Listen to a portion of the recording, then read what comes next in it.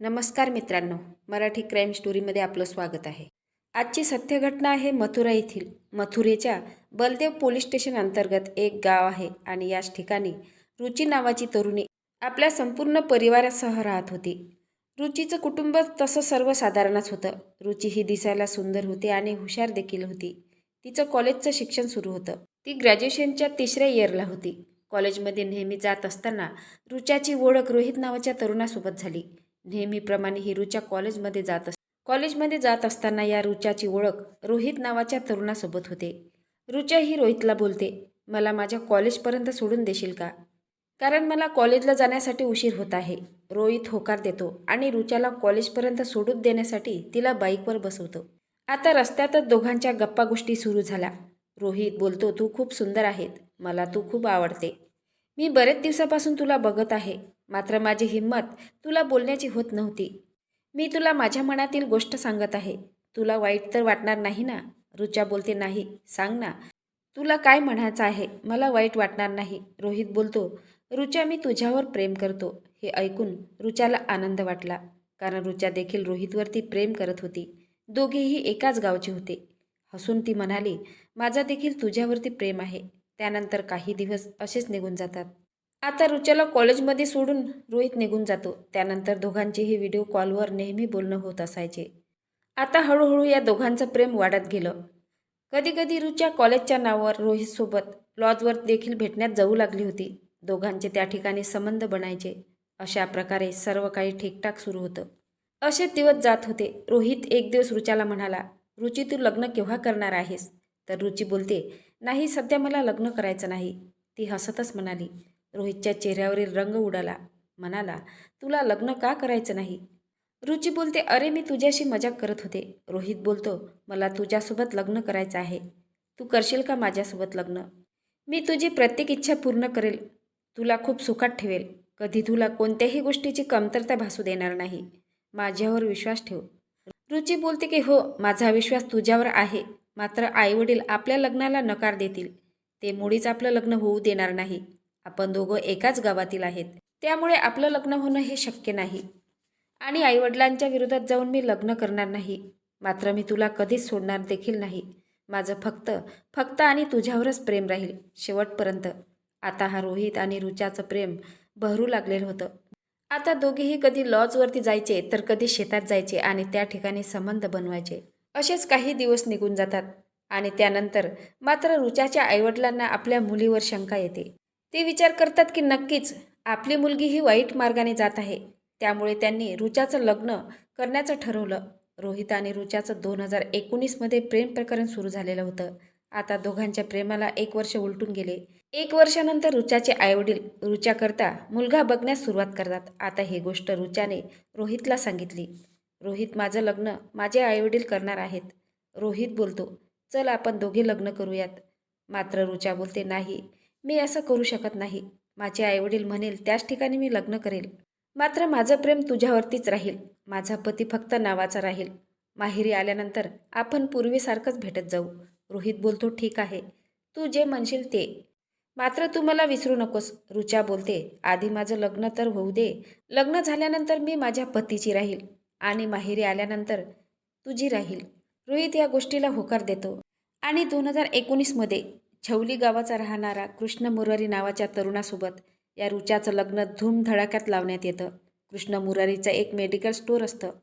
तो medical store चालवायचा. त्याच्या मेडिकल स्टोअरचं नाव असतं गुप्ता मेडिकल.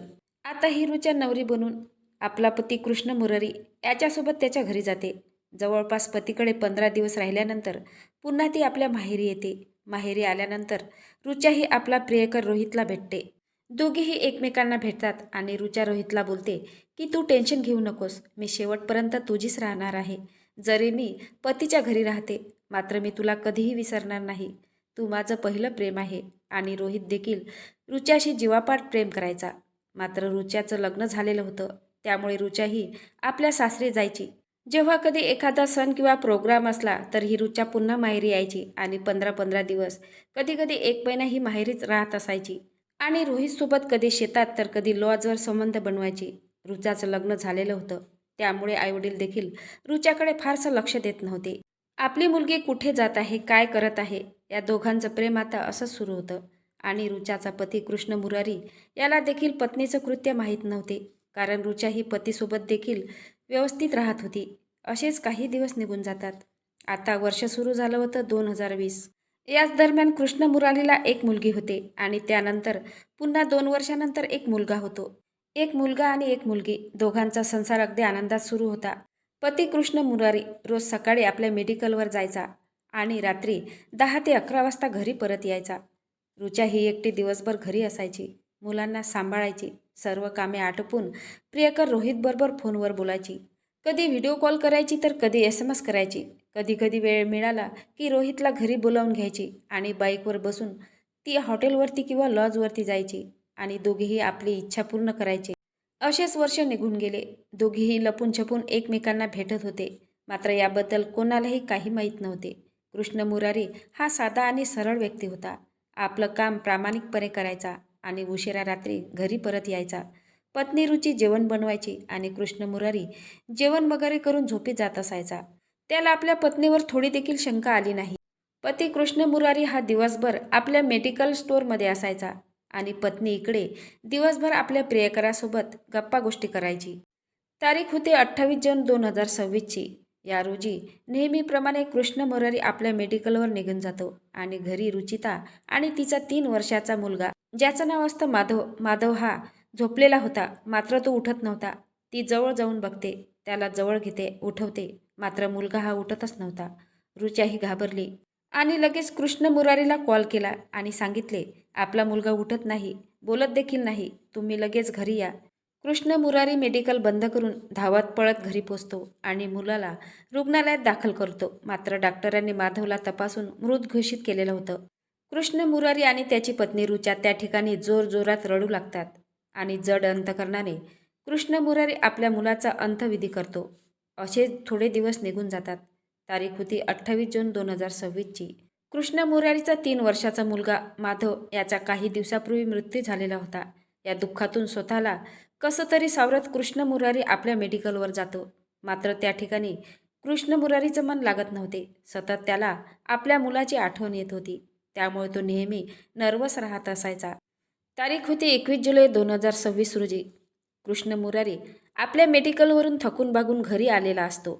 थोडा वेळ जेवण करून बेडवर लोटलेला असतो आणि लेटता लेटताच त्याला थोडी झोप लागलेली होती. त्यानंतर अचानकच रात्रीच्या 11 वाजताच्या सुमारास या कृष्ण मुरारीला जाग येते. बघतो तर त्याच्या बेडवर त्याच्या शेजारी त्याची पत्नी नव्हती. कृष्ण मुरारीला वाटते की ही पत्नी वॉशरूमला वगैरे गेलेली असेल, म्हणून तो थोडा वेळ वाट बघतो. मात्र ही पत्नी परत आलेली नव्हती. त्यामुळे कृष्ण मुरारी थोडा हळूच उठतो आणि दबक्या पावलांनी बाहेर जातो. तर पत्नी रुचाही कोणाशी तरी फोनवर बोलत असते. कृष्ण मुरारीला आपल्या पत्नीवर थोडी शंका आली, त्यामुळे तो त्याच ठिकाणी बसतो आणि आपल्या पत्नीचं बोलणं लपून ऐकतो. त्याला समजलं की रुची ही एका रोहित नावाच्या तरुणासोबत बोलत असते. रुचीचा प्रियकर असतो. रुचा बोलत असते की रोहित, मी तुझ्यावर जीवापाड प्रेम करते. जरी मी पतीकडे राहते, मात्र मी तुझीच आहे. मी तुलाच माझा पती मानते. ह्या सगळ्या गोष्टी कृष्ण मुरारी ऐकत होता आणि पुढे रुचिता रोहितला बोलते, रोहित, मी काय करू? मी तुझ्यासोबत त्या दिवशी फोनवर बोलत होते आणि माझा मुलगा माधव हा मला डिस्टर्ब करत होता. रोज असं करायचा. केव्हाही फोनवर तुझ्याशी बोलायची तर माझा मुलगा नेहमी रडत असायचा. नुसतं मला डिस्टर्ब करत असायचा. मला त्याचा खूप राग आला आणि रागारागातच मी त्याचा गळा दाबला. त्यातच त्याचा मृत्यू झाला. आता ही गोष्ट रुचाही आपल्या प्रियकराला रोहितला सांगत होती. आता हे सर्व ऐकून कृष्ण मुरारीच्या पायाखालची जमीनच सरकली. त्यानंतर कृष्ण मुरारी आपल्या बेडवर जाऊन झोपला. त्याला हे सगळं ऐकून खूप मोठा धक्का बसला होता. तो झोपण्याचं नाटक करतो. त्यानंतर थोड्या वेळात त्या ठिकाणी रुची येते आणि ती झोपी जाते. पत्नी रुची ही झोपल्यानंतर कृष्ण मुरारी हा तिचा मोबाईल बघतो. मोबाईलचे संपूर्ण कॉल्स हिस्ट्री तपासतो तर त्याला समजतं रोहित नावाचा एक तरुण होता. ट्रू कॉलरवरून त्याला रोहित नावाचा पत्ता लागतो. त्यानंतर कृष्ण मुरारी आपल्या सासरी जातो आणि रोहित नावाच्या तरुणाचा पूर्णपणे संपूर्ण माहिती काढतो. माहिती काढल्यानंतर कृष्ण मुरारी रुचीच्या मोबाईलवरील कॉल रेकॉर्डिंग चालू करून ठेवतो. रोहित आणि रुचीचे बोलणं रेकॉर्ड झालेलं होतं. सर्व पुरावे त्याने गोळा केलेले होते, जेणेकरून आपल्या पत्नीला जास्तीत जास्त शिक्षा व्हायला पाहिजे. या सर्व गोष्टीमुळे 2 ते 3 दिवस उलटून जातात. त्यानंतर हा कृष्ण मुरारी आपल्या सर्व कुटुंबाला गोळा करतो. सर्व कुटुंब घरी आलेले असतात. कृष्ण मुरारी हा रुचा आपल्या पत्नीला सर्वांसमोर बसवतो आणि तिला विचारतो की तू आपल्या मुलाची हत्या का केलेली आहे. तर रुचा बोलते की मी काहीच केलेलं नाही, मला याबद्दल काहीच माहीत नाही. हे सगळं प्रश्न विचारत असताना कृष्ण मुरारीने आपल्या मोबाईलवर व्हिडिओ कॉल चालू करून ठेवलेला होता, जेणेकरून या निर्दयी मातेचे बोलणं त्या मोबाईलमध्ये रेकॉर्ड होईल. रुचा ही आपल्या पतीला काहीच सांगत नव्हती, मात्र पतीने संपूर्ण पुरावे तिच्या समोर ठेवले. तेव्हा ती तुटली आणि रडतच ती आपल्या पतीला संपूर्ण कहाणी सांगायला सुरुवात करते. हो, मीच माझ्या मुलाचा गळा दाबून हत्या केली आहे. मी माझ्या प्रियकरासोबत कॉलवर बोलत असताना नेहमी मुलगा रडायचा, मला डिस्टर्ब करायचा. असं अनेक वेळा झालं होतं. त्या दिवशीही मी माझ्या प्रियकरासोबत बोलत होती. त्यावेळी मुलगा माधव हा जोरजोरात रडत होता, मला डिस्टर्ब करत होता. मी त्याला शांत करण्याचा प्रयत्न केला होता, मात्र तो रडतच होता. त्यामुळे मला भयंकर राग आला आणि रागानेच मी त्याचा गळा दाबला. रुचाचे हे सर्व बोलणं मोबाईलमध्ये रेकॉर्ड झालेलं होतं. कृष्ण मुरारीने लगेच पोलिसांना कॉल केला. पोलीस आपल्या संपूर्ण टीमसह कृष्ण मुरारीच्या घरी जाऊन पोचले आणि या रुचाला अटक केली. पती कृष्ण मुरारीने संपूर्ण पुरावे गोळा केलेले होते. ते संपूर्ण पुरावे पोलिसांच्या स्वाधीन केले. आता या निर्दयी मातेला जे सजा व्हायची आहे ते होईलच. मात्र मित्रांनो, या निर्दयी मातेने आपल्या चिमुकल्या बाळाचा जीव घेतला. आईच्या नात्याला कलंकित केलं, केवळ आपल्या प्रियकरासाठी. पती कृष्ण मुरारी याने थंड डोक्याने काम घेतलं. पत्नीविरोधात संपूर्ण पुरावे गोळा केले आणि पत्नीला तुरुंगात पाठवले. मित्रांनो, या घटनेबद्दल तुमचं मत काय आहे ते नक्की कमेंट बॉक्समध्ये सांगा. नवीन असाल तर चॅनलला सबस्क्राईब करा, लाईक करा. भेटूया पुढल्या व्हिडिओत. जय महाराष्ट्र.